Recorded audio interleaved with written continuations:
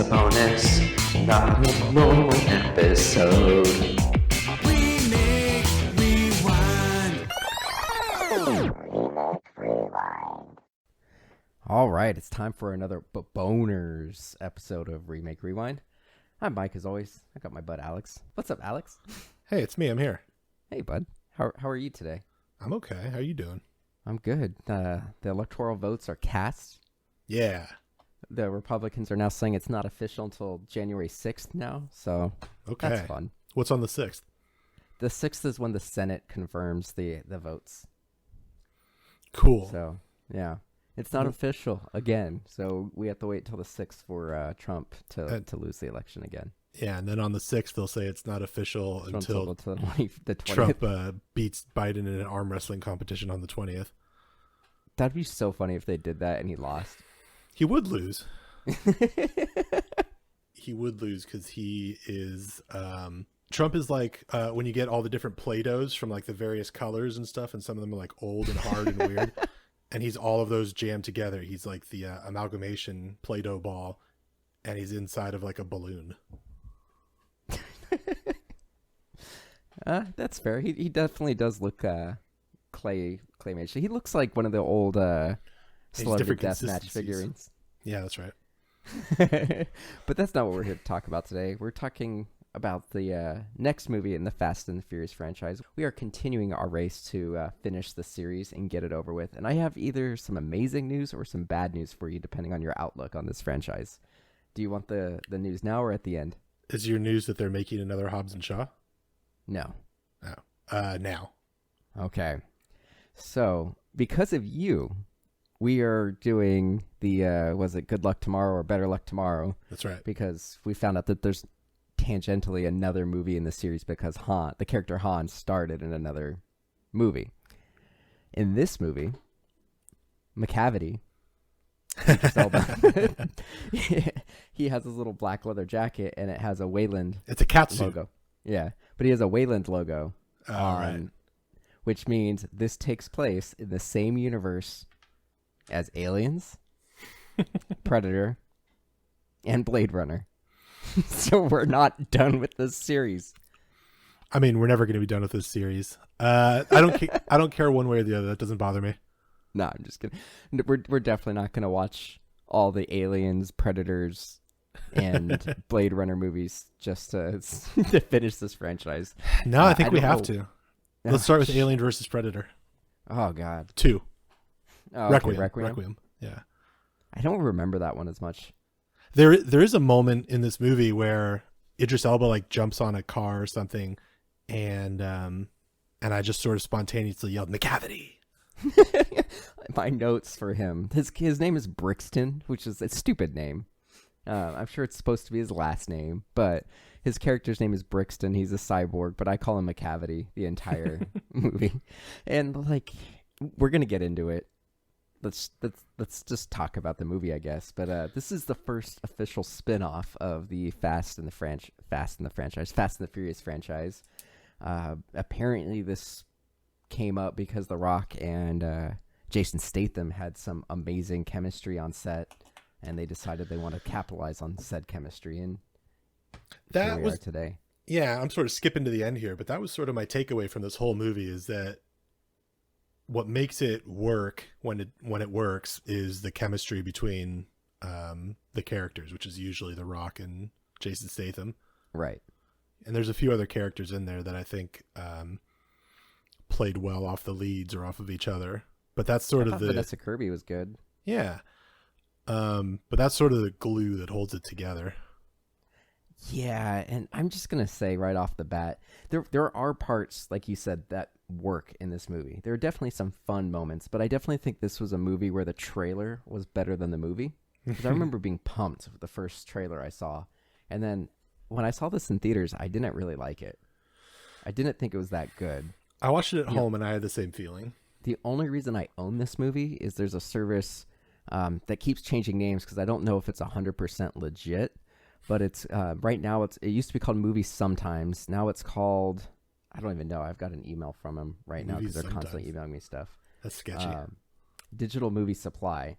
And they're legit digital copies. They give you a digital copy, like the same type of code that you would type into Movies Anywhere, Vudu, Apple TV, or iTunes, and you get a digital copy, and it pops up in all of my services since I have Movies Anywhere.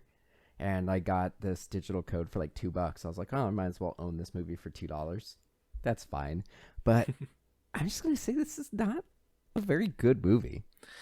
You know what? I went in with really low expectations, and I was pleasantly surprised at how entertained I was.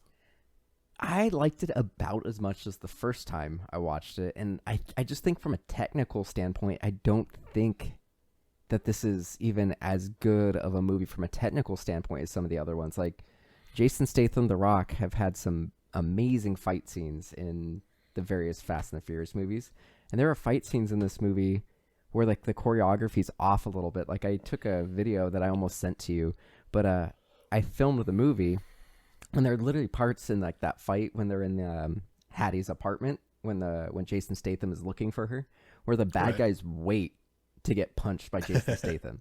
Like they seriously pause, and it happens in more than one fight. It's as bad This as one has Dark Knight a Rises. lot more CG than some of the other Fast and the Furious movies. Like when they're in Chernobyl and that's falling apart, like the parts of it are 100% CG, which kind of took me out of the movie a little bit. Like it looks like a cartoon at points, so Yeah. I was a little disappointed. Like I said, I went into it with real low expectations. I think I liked it more than Fate of the Furious. Yeah, I think that's fair. It's more fun than Fate of the Furious. Yeah. But I don't. I think from a technical standpoint, I don't think it's a better movie in terms of like filmmaking. I mean, But none of I don't these know if are I'm cinema or high art. Not to sound like Scorsese. pure cinema.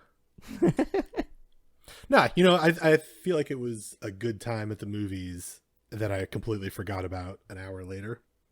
I think, or another way to say that is I talk shit through the whole movie. Like, there's always something on screen that is not believable or like laughably wrong or whatever. So For instance, Jason Statham's age difference with Vanessa With Kirby. Vanessa Kirby, they're supposed to be 2 years apart, but they're But- 21 years apart in real life. But having said that, I still kind of had a good time. There I think- are fun things. I think in there's this enough. movie. I think there's enough good stuff going on at the end too. Like just the fact that the whole third act is set on Samoa, and the way it all plays out, except for The Rock doing a Captain America.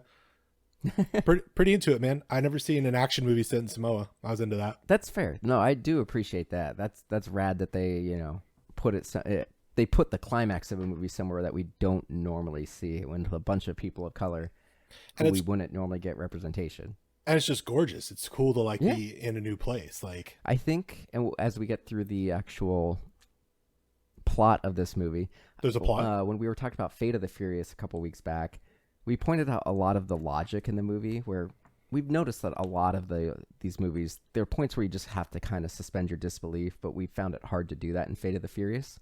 Mhm. I think this one has a lot of the same kind of like leaps where you're like, that doesn't make any sense. And like, we'll get into it, but just like they built in for the suspense of this movie a timer, basically. So this whole movie is supposed to take place in like 72 hours. But there's parts of it where you're just like, that's impossible for them to have done all this in that amount of time in any way. So Yeah, the we'll time get into the it. timer is only relevant when they need it to be for the story. Right. Because there are points where they have to travel places that are like 19-hour flight times. So they lose a lot of time in the airplane. And we actually see them in a commercial airplane in this movie. So I'm ready to get into it and just start at the bottom or the top of the movie and move to the end. Yeah, man. Are we going to do a synopsis? Yeah, it's Hobbs and Shaw taking on McCavity as a cyborg. Remember your favorite parts from the last 3 Fast and Furious movies? Well, we got them in this movie. Yeah, pretty much. So All the essentially what fun, it none comes- of the drama. Yeah, essentially what it comes down to is Vanessa Kirby plays Hattie Shaw, who is Owen and Deckard Shaw's younger sister. Helen She's Mirren's part of- daughter. And yeah, Helen Mirren's daughter. I don't know what Helen Mirren's character's name is. I think they just call her Mom. Yeah. I don't know if Mom. we ever heard a name. But she works for MI6. She's tasked with finding this virus, the super engineered virus that could be coded to any DNA, and it liquefies your insides. And originally it was supposed to be for delivering vaccines, but of course it was weaponized. So McCavity shows up, and it's super cheesy. We'll get into it in a minute, but he shows up and tries to steal the virus, so Hattie injects herself, and they have 72 hours to find her, get the virus out of her, and defeat McCavity. Stringer bell. That's it. Yep. But this movie starts with like a kind of a heist like thing with the MI6 trying to get this virus, and then Idris Elba, his character's name is Brixton, shows up, and someone's like, "Who is he?" And he looks right down the barrel of the camera, which happens a lot in this movie. There's a lot of looking directly into the lens. Yeah, that was like became like a motif for The Rock and Jason Statham. Yeah. But he looks right in the lens and says, "Bad guy." Like, that's it. He's like, "Who is he?" "Bad guy."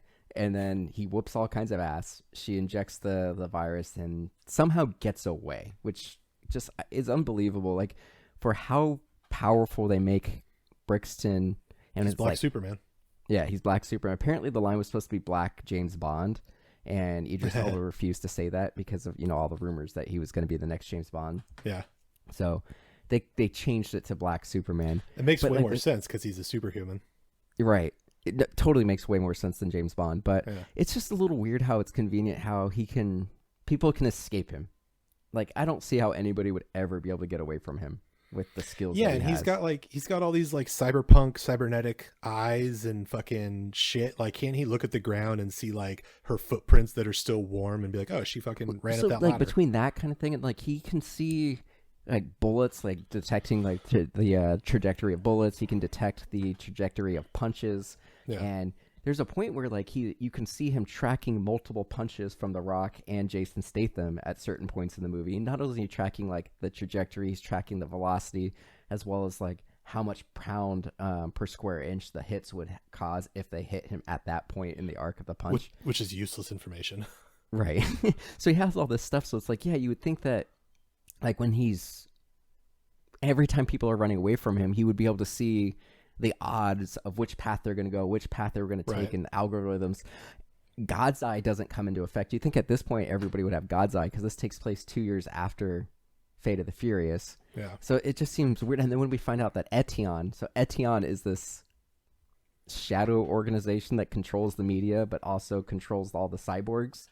And because there's a point at the movie where they literally get on every channel of the news with a story that Etion wrote. So it's like they clearly have access to all this tech. Like, how could they lose anybody in this world? Unbelievable. Do you have any idea who the main Etion bad guy is? The like voice. The voice was Ryan Reynolds. Oh, it was Ryan Reynolds. It was Ryan Reynolds, but it was credited as Chance Nightingale, which is the alias that Ryan Reynolds used to write.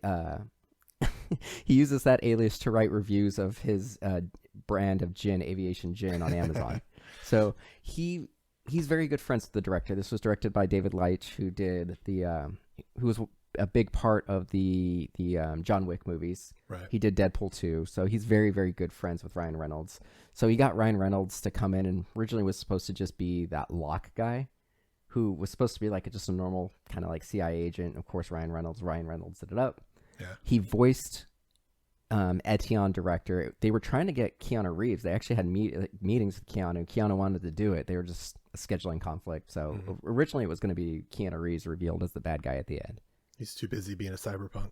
Yeah. But, they still can because we never see the face. Right. We never see anybody. You never really hear the voice undistorted. It did. So it could be anybody. When I was watching, I did think, "Oh, that sounds like Ryan Reynolds." So it's kind of confusing. There are points where the first time I watched this movie, I didn't notice it. This time, because I knew it was him going into it, there are points where the distortion lapses just a little bit, and I was like, "Yeah, that kind of sounds like Ryan." Yeah, but it's not supposed to be him. Originally, a lot of people think it's actually going to end up being John Cena's character in Fast 9. Interesting. We'll see. I don't know. We'll see. It's clearly just sequel bait. Yeah, for sure. Speaking of sequel bait, when they go to the Russian mobster's mansion and meet up with the chick Gonzalez. Yeah, it's Oh. Jason Statham's girlfriend. Do you think that feels like a setup for a spinoff, another spinoff? I don't think it's going to be a spin-off, but I think they wanted to set up a team. So there are a bunch of people that we get in this movie that clearly they want to do something with, because there are like 4 post-credit scenes in Dude. this movie. Yeah, and they're all garbage. Yeah, I agree. So you had Ryan Reynolds as Locke as a CIA kind of handler. You had Rob Delaney as another CIA kind of handler. Yep. Itza Gonzalez as a kind of like an arms dealer who steals from mafia and the mob, so kind of like a female Robin Hood for the mob. And then you have Kevin Hart as like an air marshal who can also get them like planes whenever they want. That felt So it's like they're unnecessary clearly trying to me. set up something. Yeah. The Kevin Hart thing felt unnecessary to me. Like, I see him and The Rock together enough. Yeah, and it's just he's always the same. Yeah. Yeah, every movie Ryan- he does, he acts exactly the same. It's Ryan frustrating. Reynolds, too, honestly. Like, it was fun, but he's just doing the same character. It was he too always much.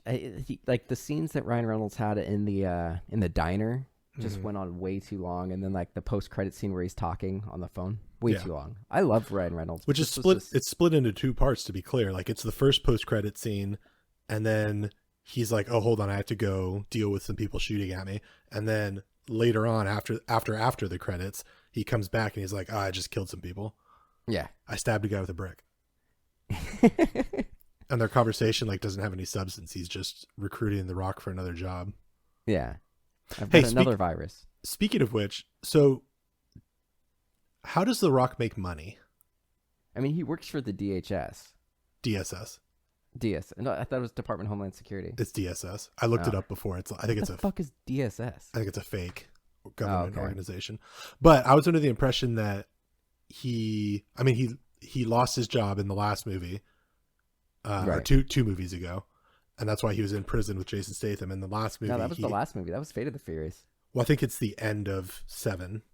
No, it's like it happens. It's the opening of Fate of the Furious because remember Okay, right, Dom fucks up the thing on purpose and then he gets arrested.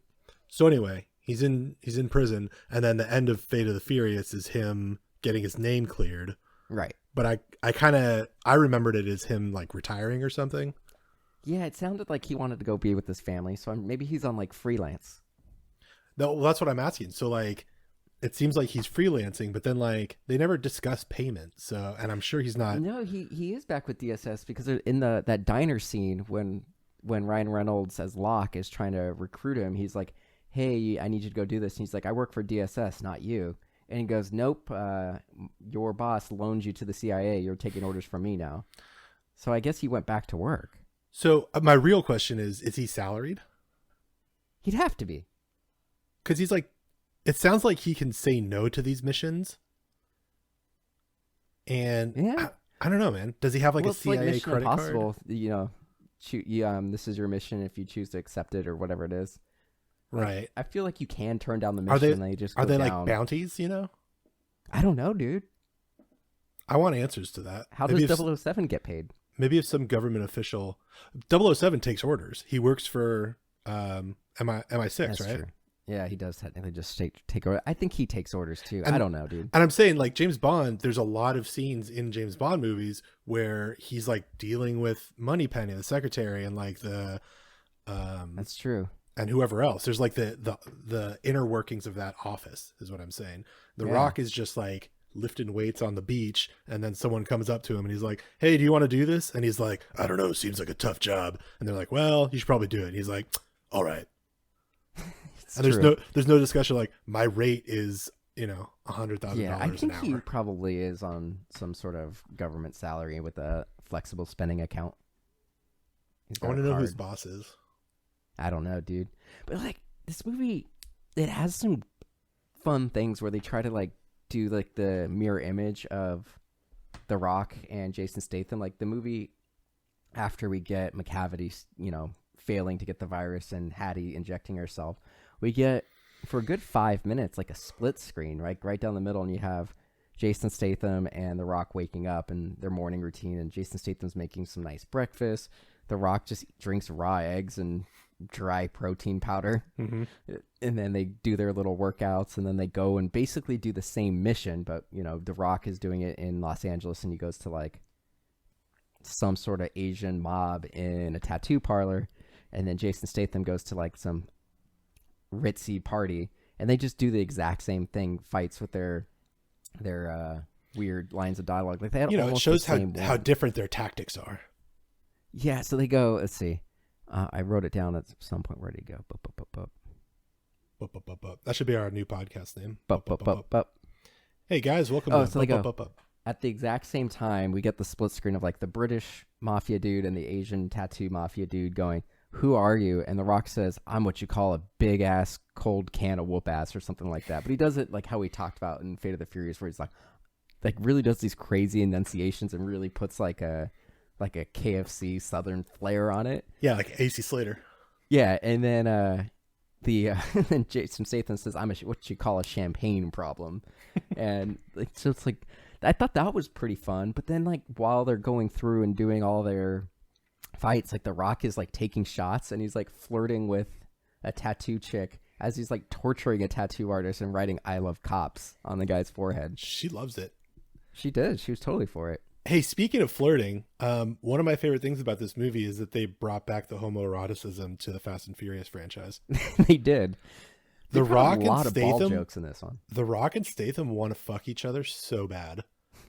And there's even a moment where The Rock is like talking to his daughter and they're talking about Vanessa Kirby and she's like, "Hey, did you catch that super cute spy?" And he's like, "She's not cute, she's annoying." And the daughter's like, "Well, sometimes people are annoying.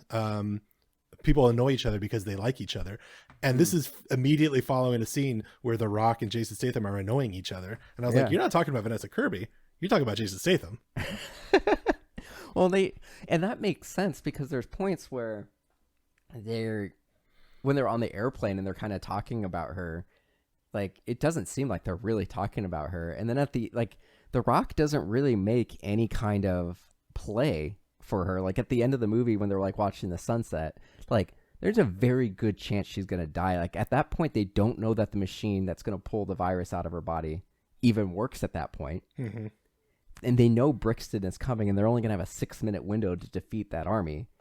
And like she gives him a little kiss and he's like, "You want to do it again?" But like he doesn't like make any other real moves throughout the movie. Like, she's definitely the more aggressive one in terms of pursuing anything. He's kind of like, "Listen, if I see a vagina, that's a cool thing. And if that happens, it happens. But I'm going to put all of my weightlifting and quipping ability into fucking Jason Statham." Which is not what we've seen with him in other movies. Like, well, actually a little bit like Fast in Fate of the Furious at the beginning of the movie. He's like oblivious to the fact that like all the soccer moms are there watching him.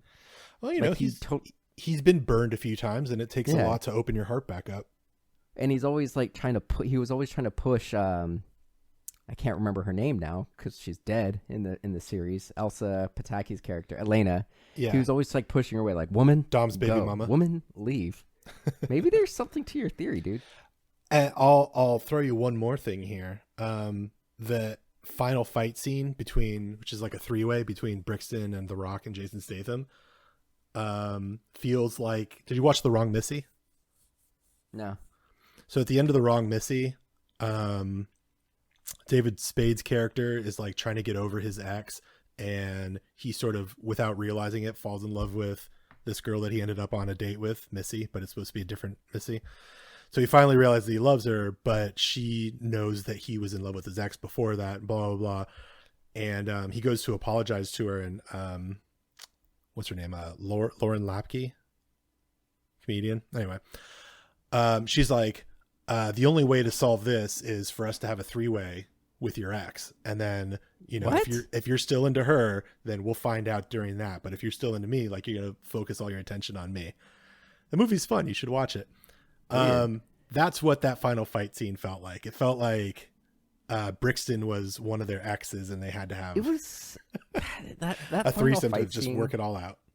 Was almost laughable because of like, and we'll get to it, but in just like the nuttiest of nutshells, that fight scene, they end up like off this cliff near a waterfall and they're fighting, and while Brixton is going after Jason Statham, The Rock like hits him over the head with like a window or some shit like that.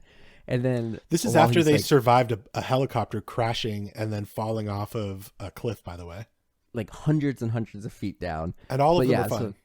So, they're fine, but he like hits him and then they look at each other like, "Did you see that?" And Jason Statham was like, "Yeah." if we work together, we could fight him. Yeah, just so on the nose. It was like, but like, I'm not even like exaggerating. Like, that's what's the delivery of the line. Like, they were super psyched. Like, yeah, if we work together, we could take him on. I'll take a punch if you hit him. And this is kind of what you were talking about earlier too, where Black Superman can like apparently do anything when it serves the plot. But like we saw him literally withstand a Chernobyl chimney falling on his head. Yeah. And like and figuring out the pressure per inch of a punch or whatever, and he can like detect when people are approaching him and the ballistics from a gun and this and that, but he can't like figure out that someone's going to hit him from the back.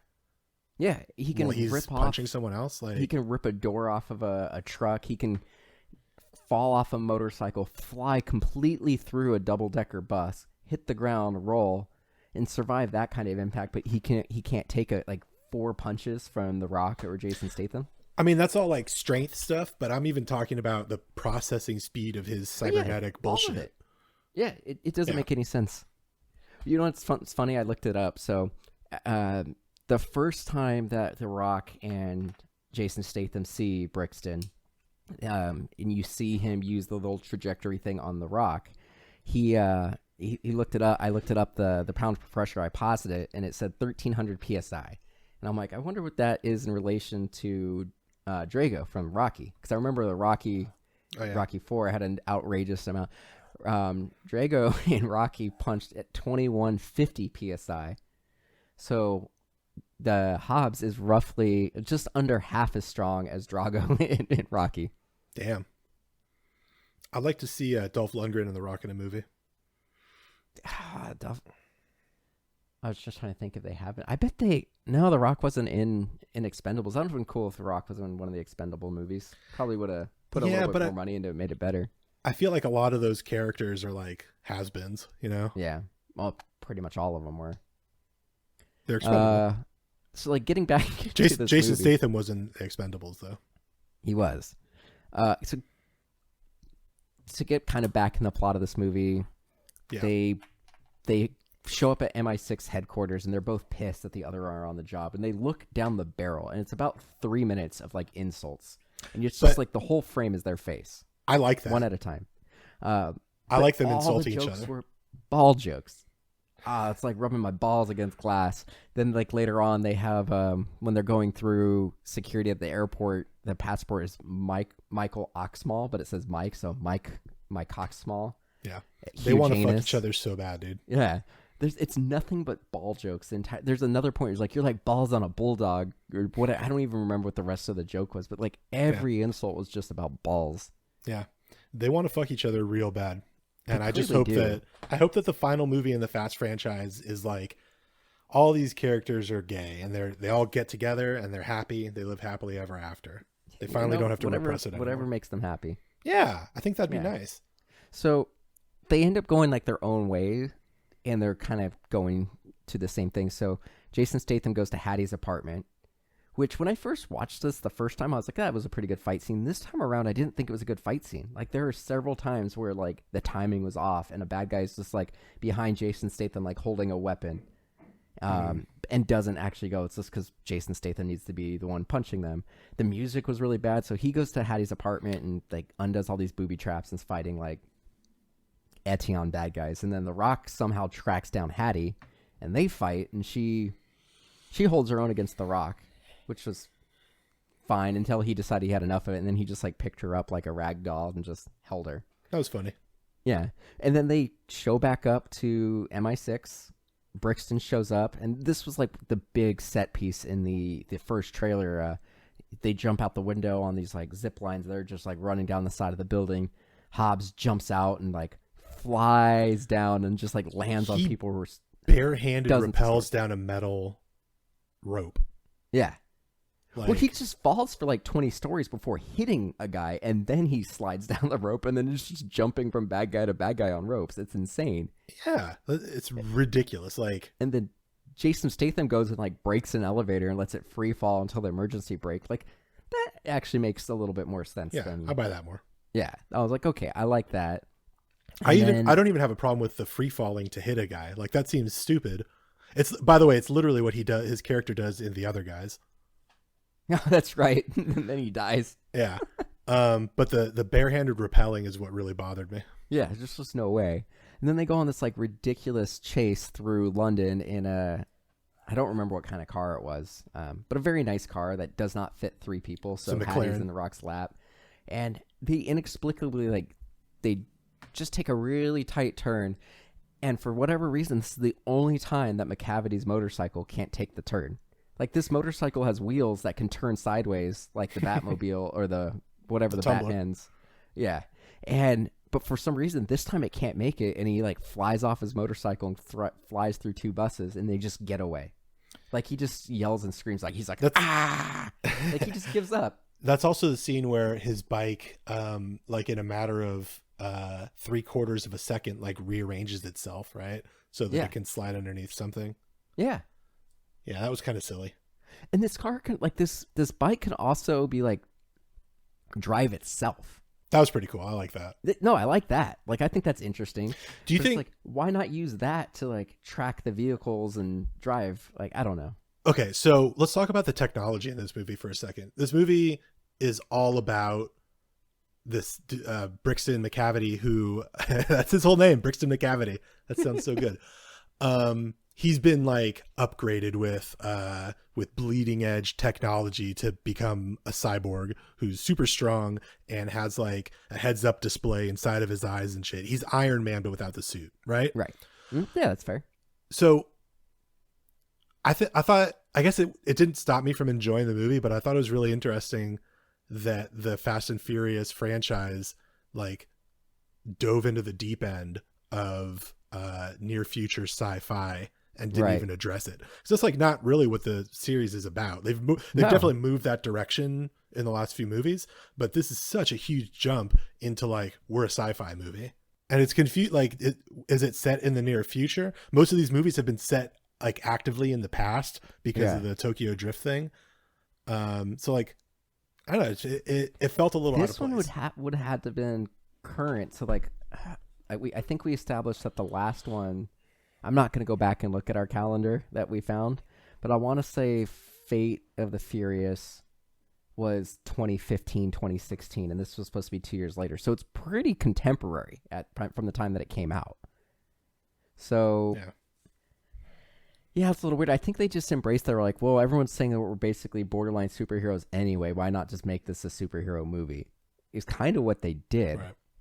But The Rock, I think if there's a company like Etion and the technology that they have that exists in the Fast and Furious world now, that has to impact F9, right? It has to, or it makes no sense unless F9 takes place before this one, which we don't know. They're totally cool with doing shit like that. Yeah, because it's F9 also is actually Hobbs, a 70s movie. Yeah, and it's weird that cool. Hobbs didn't. They're all the same age, but it takes place in the 70s. They just don't address it. Hobbs could have, why did Hobbs not invite his crew? He had no problem for Fate and F7, both of those movies. Actually, no, 6 too. 6, 7, and 8 were all movies that Hobbs was hey, here's a problem. I'm gonna call my friend, Dominic Toretto. He doesn't call anybody. Maybe not everybody, but why would you not call Tej? Yeah, exactly. I was about to say Tej could have helped. Right. Tej and Ramsey would be perfect for this. They would have been oh, we're gonna hack Etion. They would have been the ones that hacked the guns at the end of this movie. Yeah. That's the other thing. They have guns that you can only fire if you have an activation chip, which is in a glove or some shit like that. But even that's not consistent throughout the movie. It's super weird. It's not a great movie. No. Well, and the other thing, it's kind of funny is, so right after they escape Brixton, they're in an alley, and The Rock was all right, I'm going to take her somewhere and we're going to get this fixed. And Statham's no, I'm going to do it. She's my family and I'm going to do it. And then she's hey, we don't have time for your alpha male bullshit. And it's this movie is totally trying to have its cake and eat it too, and being we're going to have this strong female presence, and we're not going to be just about testosterone. But this entire movie is just dick measuring between the two leads the entire time. Yeah, we have 2 whole hours for it, Vanessa. Yeah, that's exactly what it is. So they end up somehow finding the Russian scientist who designed the virus. He's oh, dude, you got to go to Chernobyl and find the extractor virus machine, which is just kind of looks like the Rocketeer rocket pack. It's like, you need to get that to suck the virus out of you. So they go, this is where the timeline makes no sense. So at this point he goes, you have 72 hours. Speaking of not making sense, how does that machine suck a virus out of you? Because like how does that work? Because like they say the virus is encapsulated in some sort of thing. It has to literally process all of her blood. Right. I think so. I think that's what it is. And then maybe it just has like a magnet that's just like boop, pulls the little capsules of the virus out. And it's fixed by a guy that lives on an island and repairs cars. Yeah, who used to run a chop shop. Yeah. So at this point, the Russian scientist is like, hey, it's 72 hours before the capsules open up and you get the virus and the world's fucked. Like, he says something like it would take a week for the entire world to die from this virus. By the way, we picked another fucking pandemic movie. Yeah. I'm starting to get tired of this. So he's like, 72 hours. How long have you had it in? She's like, 30 hours. So they have 42 hours to get to Chernobyl, get the little machine, get the virus out, save the day. 42 hours. So I looked this up. So they don't go to Chernobyl directly. They don't go to Ukraine. They fly to Moscow, that's only about a 4-hour flight from London. So that's not too bad. But they go to Moscow to go visit Isa Gonzalez. Her name's Margarita. And she gives them a bunch of gear and everything so they can go to the Chernobyl compound. Chernobyl is a 11-hour drive from Moscow. Seems like we don't know how they got there. Oh, they did skydive, so maybe they flew or whatever. So okay, cool. They didn't fly. And when they skydive, they do a halo jump, which I think is like the fucking trendy way to say skydiving now. Yeah, and it shows them landing. It shows them falling directly through one of the cooling towers, and then they open up their chute 15 feet above the ground, which is not how skydiving works. No, you would be a pancake. So they do that. So, that's an 11-hour drive. Maybe they flew. We don't really know. So cool. So maybe a few hours still. Like, they still have to organize that. So that's a few hours. But then they have to drive back. They have to get back to Moscow because they call Kevin Hart. Because they ran into him on the airplane, who's an air marshal, and he's like, I'm one of you guys. And so he's like, okay, I'll get you a flight from Moscow to Samoa. So they had to drive that 11 hours again because they were in cars at this point. So they drove 11 hours. And then the flight from Moscow to Samoa is 18 hours. So they've already wasted pretty much the entire time. Yeah. So she had 42 hours. The round trip to Chernobyl is 22. So they have That's if they drove. Now, granted, they did skydive, so you can say maybe one trip was only like an hour, but the drive back, so it's like 12 hours for that time. So, but they're at like 30 hours plus another 3 hours for the flight from London. Like they used their entire time. Yeah, they have like 5 or 10 hours in Samoa to set up all the defenses and stuff. And they rigged an entire battlefield with like barrels full of gasoline and all this shit. They rigged miles and miles of booby-trapped land. Yeah. Because with his 20 fucking brothers. Right. So they get to Samoa and they're like, hey, Samoa brothers, like, I betrayed you, apparently. So, like, the other thing in this is family, because the Fast and the Furious movies have to be about family. This one's family, not family. But right, because it's a spinoff. Yeah, because at the beginning of the movie, when he gets recruited by Ryan Reynolds, his daughter's doing her homework. She's like, hey, I made my family tree, but there's only 2 leaves on it. Does she not know her mom? Like, I get her mom died or something. So heavy-handed. Yeah. They're like, he goes, yeah, I had a brother, but like he's bad. So they get to the island. We find out that that Hobbs used to be a criminal, that his dad was some criminal mastermind and his whole family was in it, and they almost got killed. And so he became a cop and turned in his own father and brother and hasn't been back to Samoa in 25 years or however long it's been. Yeah. And they've now become legitimate, but not only are they chop shop like this, his brother can fix any machine. Like, he has just like a regular, like, not a commercial 3D printer. He has like a 3D printer that you or I can buy, and he's able to 3D print in a matter of hours enough parts to fix this virus extractor machine. Mm-hmm. A piece of machinery that he's never seen. That is, again, like bleeding edge tech. Yeah. And then Hattie figures out how to hack the guns, so she's like, I can give us a 6-minute window. Okay. Yeah. Why 6 minutes? Okay. Yeah. So they end up, like, Why you not said, forever? rigging Just the turn that shit entire- off. They rigged like all of Samoa with explosives. So they have like, because after they have this big fight, which like The Rock has this big thing like, our dad was a crook and he had no problem getting us killed. Dude, you just brought a cyborg army to your family's compound. Like, there's a point where Brixton picks up a motorcycle and throws it, and it hits 3 of his brothers at one time. Like, they're dead. He got a lot of his buddies killed. He got a lot of his brothers, his cousins, Yeah. his cousins' friends, his employees, dead. Kind of worse than turning your dad in. Yeah. So he's got a lot of Samoan blood on his hands. Yeah. So they set up all these elaborate like booby traps and everything, and they do like the little haka and everything and like scare the people. They're like, hey, when are our guns gonna come back? And the sun comes up in 6 minutes. It was completely dark when the fight. That was one of my notes too. Like the transition for the sun coming up is ridiculous. And so initially when I saw it the first time, I didn't notice that the sun was up when the battle was like at the horizon when the battle started. So it's not as egregious as I thought it was the first time I watched it, but still, like, it goes from sundown to like bright Samoan sunny day in a matter of minutes. Yeah. So at one point, Hattie gets caught by a McCavity. They throw her up on a helicopter. McCavity. Why isn't somebody watching Hattie? Yeah. Nobody had an eye on her. There's no reason that Jason Statham or The Rock shouldn't have just been there ready to go with her. Why wasn't she in a basement somewhere? Yeah. Why does she have to be there? Yeah. And she fought somebody too. Like, why was she ever in that position? Yeah, it's ridiculous. There's a point where as she's fighting someone, like her little like IV comes out and she has to like inject her IV again in the middle of a fight. Yeah. So she gets caught. They go in a helicopter. Jason Statham and The Rock end up in this like beat up pickup truck. The Rock throws like a chain around the helicopter and it like loops around. And then it's hooked up to just like a little winch that's for like a normal tow truck. And the helicopter's like, oh, fuck, I got a winch on me. I can't go. And McCavity's like, fuck you, dude. Throws the pilot out. And then all of a sudden the helicopter has enough thrust to like lift up the helicopter, the truck. He transferred his strength to the helicopter. Right.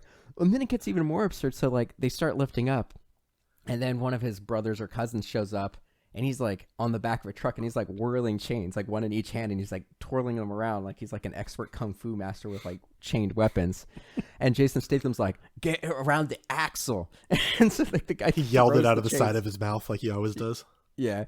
Throws the chains and they perfectly wrap around the front axle, which if you wrap a chain around an axle, I feel like that's going to rip the car apart. But I mean, I guess that's like the internal structure of the car, so it's like the strongest place to connect he does it. That. But that's like it's like an impossible move.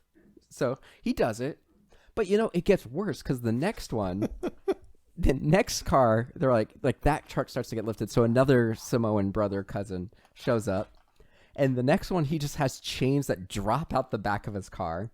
And then it bounces up and wraps around the axle. Like it's not even aimed. At least the guy throwing him, you can argue that he like aimed him because he threw him. But the next one just blindly falls out of the back of the truck. Yeah. Well, they're what I like to call magic chains. Right. But then the next one's even worse because it just has like a little tiny hook. Like a little hook just pops out the back and magically clamps. That one made more sense to me because he just had like what do you call it? Like a hitch that tucks away when it's not needed. So he knows like where the hitch is and what it's going to do. So he's like, all right, if I'm 1 inch away, the hitch will catch onto the bumper. So that kind of makes sense. The second one, the magic chains, was the most egregious. Is the worst. So they do that, and then like another brother comes, and I don't remember how the last one hooks on, but then they use like NOS, but they use moonshine for NOS, and they boost and it keeps the helicopter from taking off because the helicopter starts to drag all of them off the cliff to the point where the front car only has like inches of tire on the ground. Mm-hmm. And then they use the NOS and they pull the helicopter back onto land, and then the helicopter launches a missile. This is, by the way, when I realized that this movie should have been called Fast and Furious Samoa Drift. Oh, that would have been good. Right? It should have. But at this point, they're like, oh shit, missile. And then you just see all the cars scatter. How did they disengage? Yeah. Yeah. I will say though, and since we're talking about a car scene, there's a lot less cars in this movie than the other Fast and Furious movies, and it was kind of nice. I feel like there were more in this than than like F7 or 8. Like this one also had like them in cars escaping Chernobyl, and like The Rock does like a spin move where he takes out like 5 trucks when he's like driving a pickup truck. I'm not saying there weren't Chernobyl. cars, but it did feel like there was less reliance on cars. Yeah, I guess. Maybe not. But then probably the dumbest thing, which makes me go, how the fuck could The Rock not take on McCavity Brixton, or Brixton McCavity, whatever we decided on? The chain that he's hooked up to breaks, and he catches the chain. He just snatches it right out of midair, and he's like, ah! And he's like holding the truck that Jason Statham is driving, and he's holding a chain that's attached to a helicopter. It's literally exactly the Winter Soldier scene where Chris Evans grabs a helicopter and pulls it back. But he's superhuman. No, I know. Buy that. I mean, I don't either. I agree with you. Separately, it's lazy because we just saw it in a movie 2 years ago. Yeah. So, but then it gets worse. So then he takes the chain and throws it. But he's got it by like the last 2 or 3 links. So not only is he able to just hold a helicopter, he's able to like actually throw a helicopter, because he takes the chain, throws it, and it wraps around the winch again. And then he's hand cranking the winch, reeling in a Black Ops helicopter. Like, this isn't just some like rinky-dink helicopter. Like, this is like a soldier's helicopter. Yeah. And reels in the helicopter like a fish. It's fucking dumb with his bare hands. And then the helicopter crashes because Hattie like kicks somebody in it. It crashes over the cliffs. And then we get the fight that we talked about. And they're like, teamwork makes the dream work. And they defeat, like, they eventually pick up Brixton and like suplex him onto a rock. And you're like, oh, they broke his back. Because like they said they replaced his spine. I'm like, oh, they broke his mechanical spine. Cool. Yeah. And he's just like on the back. He's like, ah. Like we just see him like rolling around for a good 20 seconds while everybody else is like, we did it, team. And then he stands up, and then we hear Etienne's voice, and it's like, hey, Hobbs, you don't remember me, but you will. And then Brixton goes, oh, that's the way it is. And then he just gets remotely disconnected and falls off the cliff and dies. I feel like they watched him fall off the cliff, and his body is probably not even worth a lot of money. It's worth researching. You know, for the technology that's in it. Yeah, like let's grab his body before it falls off this cliff, guys. Or if not, like fucking go down there and have your brother, who can apparently reverse engineer anything with his 3D printer, make Samoan super soldiers. I mean, Hobbs probably wants to turn it over to the CIA, but somebody, like, don't let his body just fall down there or stay down there. Fucking go get it. Yeah. And then we get like a million shitty post-credit and mid-credit stingers. So the first one was Ryan Reynolds calling him with a new job and then getting interrupted because he was being shot at, right? Yep. What was the second post-credit scene? It was Jason Statham. Oh, it was the prank. Yeah, the huge anus. Yeah, so it's just The Rock pranking Jason Statham to get him back for having him detained in the airport. Then there was, let's see, I ended up missing one. So there were 4, and I don't know what one of them was because I thought there was just the 2 Ryan Reynolds ones and the prank. Oh, maybe it was just that. I think it's just the 3. Okay. So just a couple quick trivia things before we wrap this shit up. Actually, I think I got to all of them. The Rock wanted his brother to be played by Jason Momoa, but there's a scheduling conflict, so he couldn't get him. That would have been fun. I think it's pronounced Jason Samoa. Stupid.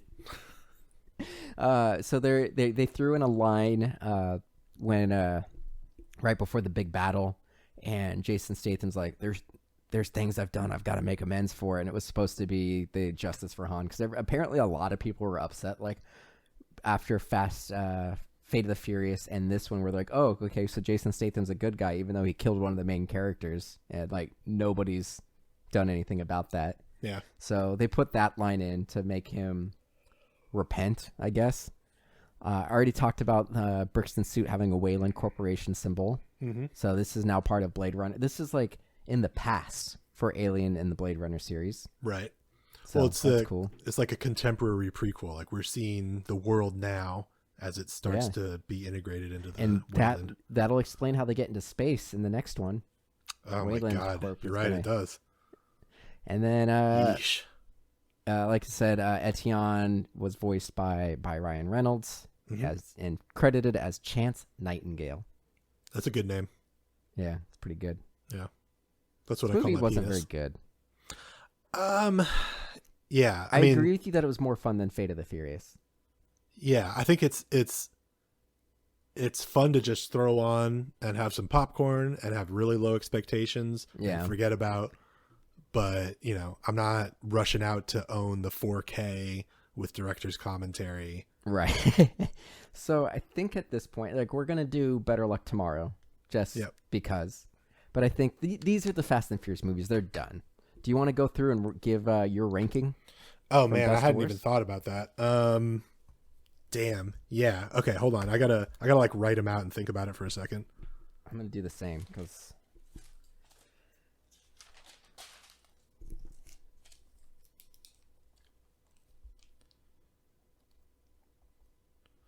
This is hard. What was the one that we hated? I think. Fate of the Furious and Too Fast, Too Furious. Yeah, that's what I was thinking. Okay. All right. All right. So You want me to go let me know when first? you're good. All right. So I think what we should do is we'll start at 9 and we'll count down and we'll each say ours and see where they go. So these are the definitive rankings for us. We're not going to do any Yes. commentary. Yes. We've already done commentary. But these are our final lists for the definitive ranking of the Fast and the Furious franchise. So Yes. my number 9, Fate of the Furious. Too Fast, Too Furious. Oh, wow. Okay. My number 8, Hobbs and Shaw, the one we just watched. Fate of the Furious. Okay. My number 7, Too Fast, Too Furious. Fast and Furious, the fourth one. Okay. And that was my next one. That's my 6th. My next one is Hobbs and Shaw. Hobbs and Shaw. So we do have the same bottom 4, just Right, different orders. right. Yeah. Interesting. All right. Top 5, Tokyo Drift. Mine too. Nice. They Yeah. meet in the middle. Hell yeah. Oh, wait. I wrote one of them twice. That's why. Fuck. Which one am I missing? I wrote Fast and Furious twice, which was the 4th one. The Fast, the Furious. You That's got what it is. Okay, no, that's what it is. I didn't write the. My number 4 is the original, The Fast and the Furious. Mine is 7. Okay, that was my number 3. So my number 3 is Furious 7. That's so funny. My number 3 is the first one. Nice. So we just My number switched. 2, Fast and Furious 6. Fast and Furious 5. And then my number 1 was Fast 5. 6. They're pretty close. Wow. Yeah. Nice. That's awesome. God, I'm so happy to be done with these. We're just going to watch Better Luck Tomorrow. Just for funsies. This is a series of diminishing returns, I think. With Yeah, an like it really- anomaly of being re-energized halfway through. It's a bell curve. It really is. Like Yeah. it starts to ramp up, then it Or comes back down. Yeah, exactly. Yeah, damn. It's been a wild One more. ride, man. One more, then we're done with this, and then we'll figure out something else to do for bonus episodes. Mission Impossible. I would love to do the Mission Impossible ones. We might. Yeah, I mean, do we want to do I another don't know if we want to action go straight franchise? to another franchise. I don't mind doing another franchise, but another like big action set piece franchise. We'll might figure it be- out. We've got a couple weeks to figure it out. Okay. I want to talk to you about Batman Forever, but I'll save it for next week. Oh, Batman Forever. It's terrible. You just, it's terrible. But like all those ones are. I saw your tweet about Batman Returns being a horny movie. Yeah, I did not realize when I was a child how many innuendos there are in that movie. In Cat- your endos. Catwoman in one of my endos and out the other. Catwoman straight up grabs Batman's dick at one point. Nice. I haven't watched that one. Is the movie that I've watched the least. Batman Returns. It's the best one. Oh, I know it's fun. It's just for whatever No. reason as a kid that was the. I'm only sorry, one I think you didn't know. misheard me. I said it's the best one. I heard you. Okay. From the, do you mean overall in all the Batman films, or just of the Of the Schumacher four. verse? Of the 4. Well, That's no, of fair. the 4, the Burton Schumacher, because it's the Burton same Schumacher. continuity, sort of. Yeah, soft reboot with Schumacher. Yeah, we can talk about that next time. All right, give us your plugs, bud. I'm on Instagrams at Dyslexic, DYS Alex IC. I'm on the tweets at Pulisci, Pulisci. If you want to follow along with what I'm watching, I'm on Letterboxd at Pulisci as well. Nice. And you can check out everything that's MDXpods related at MDXpods.com, Twitter, Instagram, and Facebook, all at MDXpods. If you want to support the show, you can go to MDXpods. Nope. You can go to patreon.com/MDXpods, support the show. We're going to be doing one more bonus episode. That's going to be for freezies, and then these are going to be shifting over to Patreon. So all you need to do is chip in $1, and you get all the content, and you get it early as well. So check it out. This is the sound of me ripping up my notes for this episode and being done with Fast and Furious.